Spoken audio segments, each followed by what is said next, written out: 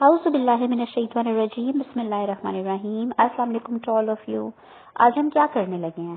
آج ہم کرنے لگے ہیں federal board Urdu class 9 hard area 2024 کے M C Qs with grammar concept, ٹھیک ہے؟ لیکن سب سے پہلے اگر آپ نے چینل کو سبسکرائب نہیں کیا تو آپ پہلے سبسکرائب کیجئے، کیونکہ یہ آپ کا ایک اپریسیشن ہے ٹورڈز می مائی ورک، ٹھیک ہے؟ تو چلیں جی، امید ہے آپ نے سبسکرائب کر دیا ہوگا۔ اچھا، اب ہم نمبر 1 کہتے ہیں۔ وہ کہتے ہیں ایسا جملہ جس میں مسند اور مسند الیہ دونوں اسم ہوں، وہ کیا کہلائے گا؟ تو بھائی مسند بھی اسم ہے، مسند الیہ بھی اسم ہے، تو وہ جملہ اسمیہ ہی ہوگا۔ اگر مسند فعل ہوتا تو پھر وہ جملہ فعلیہ ہوتا، کیونکہ مسند الیہ کو ہر حال میں اسم ہونا ہے۔ یہ میں بہت دفعہ آپ کو پیچھے بھی کروا چکی ہوں۔ دیکھیں آپ کا آپشن نمبر جیم جو ہے، یعنی اور میں اکثر آپشن نمبر کہتی ہوں، مجھے خود بھی ہنسی آتی ہے۔ آپشن جیم، آپشن نمبر کچھ نہیں ہوتا، اٹ از آپشن جیم۔ نمبر 2 پر ہے علم بیان کی قسم تشبیہ میں مشبہ اور مشبہ بے کو کیا کہتے ہیں؟ طرفین تشبیہ کہتے ہیں، اور کیا کہیں گے؟ ٹھیک ہے، سیکنڈ آپ کا فرسٹ ون طرفین تشبیہ۔ نمبر 3 ردیف کے لغوی معنی کیا ہیں؟ آپ نے بہت کتابوں میں پڑھا ہے، یاد بھی کیا ہے۔ ردیف کے لغوی معنی ہے گھوڑے پر کسی کے پیچھے سوار ہونا، ٹھیک ہے؟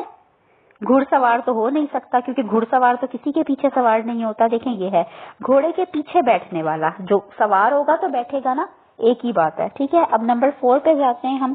کرداروں کے ذریعے عملی صورت میں پیش کی جانے والی صنف ادب کیا کہلاتی ہے؟ کرداروں کی صورت میں کرداروں کے ذریعے عملی صورت میں کردار بھی ہے اور عملی صورت بھی ہے، تو کیا ہو سکتی ہے؟ وہ نظم تو بالکل نہیں ہو سکتی، داستان بھی نہیں ہو سکتی، وہ غزل بھی نہیں ہو سکتی، وہ کیا ہوگا؟ وہ ڈرامہ ہوگا، جو آپ دیکھتے ہیں۔ ایک کہانی ہوتی ہے اور پھر اس کے گرد آپ کا پورے کرداروں کا ایک کیا کہنا چاہیے، اداکاری والا معاملہ چلتا ہے، ٹھیک ہے نا؟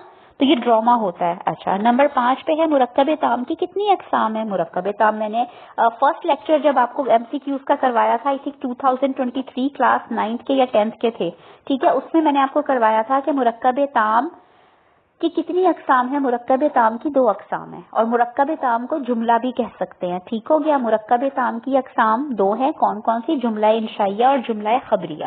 پھر آگے سے جملہ انشائیہ کی بھی اقسام ہوتی ہیں اور جملہ خبریہ کی بھی اقسام ہوتی ہیں، ٹھیک ہے؟ تو مرکب تام کی کتنی اقسام ہے؟ 2، ٹھیک ہے؟ یہ دیکھیں جی، کون سا آپشن 2 ہے؟ آپ کا بے آپشن 2 ہے۔ کوشچن نمبر 6 ہے اہل زبان کی بات چیت اور حقیقی معنوں کی بجائے مجازی معنوں میں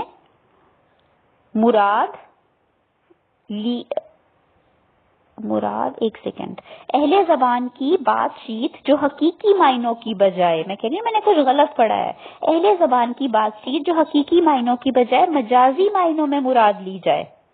تو حقیقی معنوں میں آپ نے مراد نہیں لینی، لیکن ہے اہل زبان کی تو وہ محاورہ ہی ہوگی، کیونکہ یہ چیز یاد رکھیں، ایک چیز ہے روزمرہ اور ایک ہے محاورہ، یہ دونوں اہل زبان ہی بناتے ہیں، ہم لوگ نہیں بنا سکتے، ٹھیک ہے؟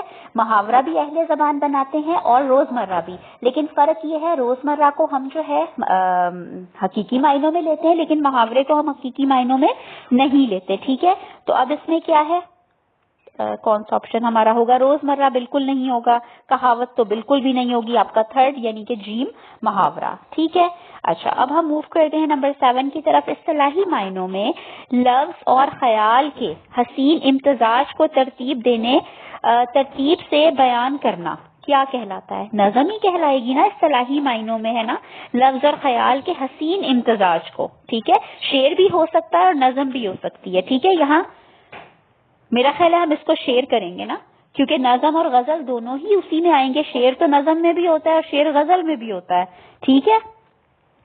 شعر کہلاتا ہے جس نظم میں اولیاء اللہ یا بزرگان دین کی تعریف کی جائے، اسے منقبت کہتے ہیں۔ یہ دیکھ لیں، میں نے کہا تھا نا ہارڈ ایریا کا پیپر انتہائی کوئی واحیات پیپر آیا تھا، تو اس کے آپ ایم سی کیوز بھی ملاحظہ کر سکتے ہیں، ٹھیک ہے؟ یہ دیکھیں منقبت آپ کی جیم، حالانکہ یہ سلیبس میں نہیں تھا 9th میں، کم از کم 9th میں نہیں تھا، ٹھیک ہے؟ اب ہے 9 نمبر۔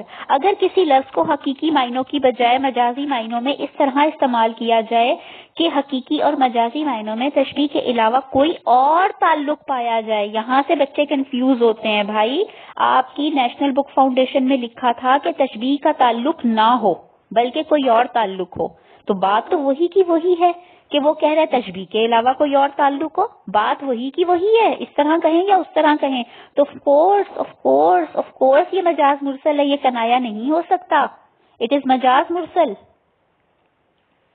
نمبر 10 ہے شاعر کا قلمی نام کیا کہلاتا ہے؟ تخلص کہلاتا ہے، ٹھیک ہے نا، شاعر کا قلمی نام کیا کہلاتا ہے؟ تخلص، آپ کا بے آپشن، ٹھیک ہے۔